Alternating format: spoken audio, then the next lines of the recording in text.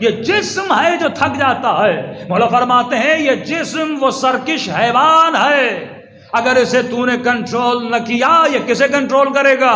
تجھے کنٹرول کرے گا۔ ایک اور مثال دوں تاکہ سمجھ میں آ جائے۔ اب مجھے نہیں پتا آپ کے شہر میں نشائی کتنے ہیں کہ نہیں ہیں؟ بہت ہیں مولانا۔ میں پشاور گیا تو ایک سڑک پہ نشائی بیٹھے تھے، کوئی سوئیوں والے، کوئی پتہ نہیں کون سے والے، نڈھال پڑے ہوئے تھے، اور پوچھا زندگی کیسی گزر رہی ہے؟ کہ الحمدللہ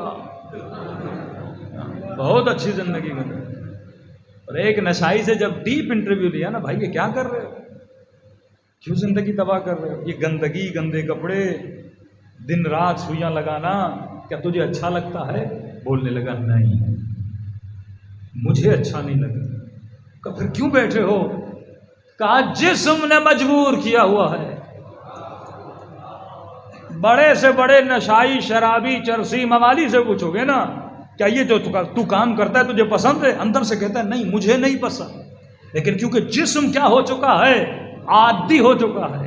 جسم نے مجھے اپنا غلام بنا دیا، اس نے میرے روح کے پاؤں میں بیڑیاں باندھ دی ہیں۔ اب یہ مجھے علی تک جانے نہیں دیتا، یہ خدا تک جانے نہیں دیتا۔ اللہ نے کہا تبھی میں نے مجبور ہو کے سال میں 1 مہینہ روزہ واجب کیا، تاکہ جسم کو تو کنٹرول کر سکے، کہیں یہ نہ ہو یہ ان کنٹرول ہو جائے اور تمہیں اللہ کا مخالف بنا دے۔ دوسری چیز آپ کو بتا دوں، اللہ کہتا ہے میں نہیں چاہتا، اللہ لذت کا دشمن نہیں ہے۔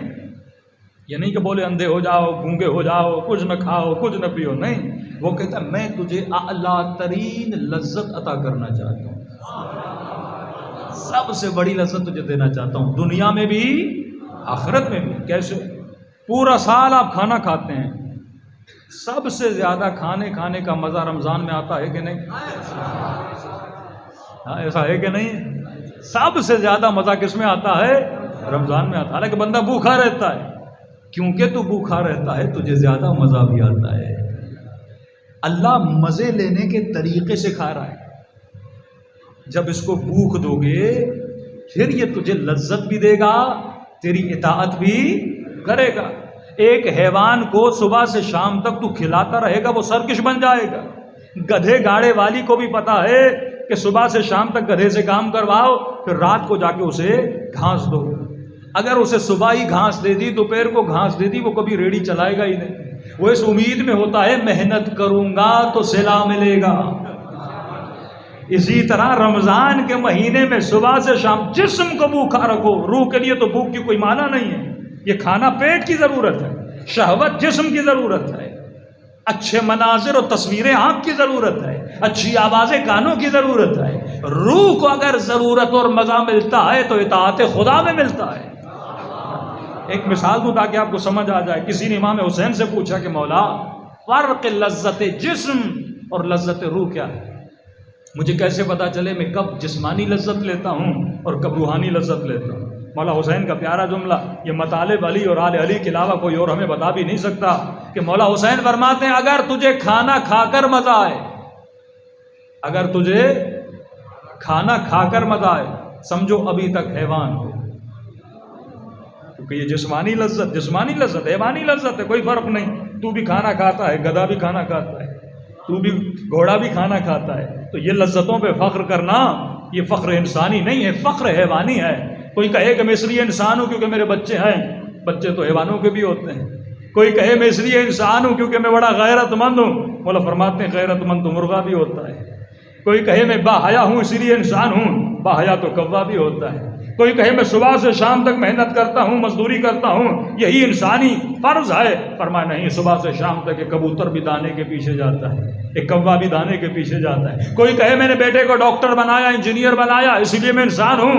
حیوان کہے گا نہیں، ہم بھی اپنے بچوں کو ہنر سکھاتے ہیں، کبوتر اڑنا سکھاتا ہے، شیر شکار سکھاتا ہے، ہم بھی اپنے بچوں کو ہنر سکھاتے ہیں تاکہ وہ سروائیو کر سکیں، اس دنیا میں جی سکیں۔ ہنر نہیں ہوگا تو کیسے جیے گا؟ تو نے بہت بڑا کمال نہیں کیا۔ کوئی کہے میں نے شادی کی ہے اس لیے میں انسان ہوں، شادیاں تو حیوان بھی کرتے ہیں، فرق یہ بیچ میں مولوی نہیں ہوتا، شادی تو ان کی بھی ہوتی ہے، اس میں کوئی فرق نہیں ہے۔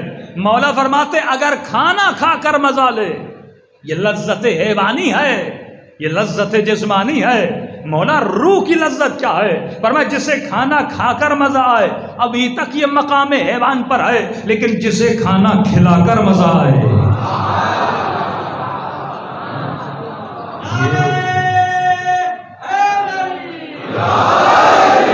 یہ لذت لذت روحانی ہے۔ توجہ کرنا مولا حسین کے جملے پر، مولا فرماتے ہیں جسم بھی محدود ہے، جسم کی لذت بھی محدود ہے۔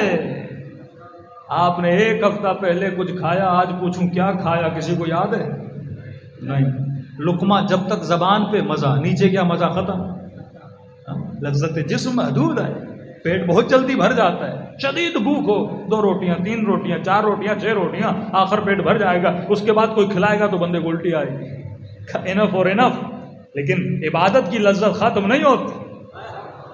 بندہ جتنی مرتبہ کربلا جائے کبھی تھکتا نہیں ہے، بندہ جتنی مرتبہ اللہ کو پکارے تھکتا نہیں ہے۔ کیوں اہل بیت پوری راتیں مصلوں پہ گزار دیتے تھے؟ اللہ بذکر اللہ تطمئن القلوب، کیونکہ روح بھی لامحدود ہے، اس کی لذت بھی لامحدود ہے۔ تجھے یہ بھی نہیں یاد کہ ایک ہفتہ پہلے تو نے کیا کھایا، کیونکہ جسم کی لذت تھی، آئی اور گئی۔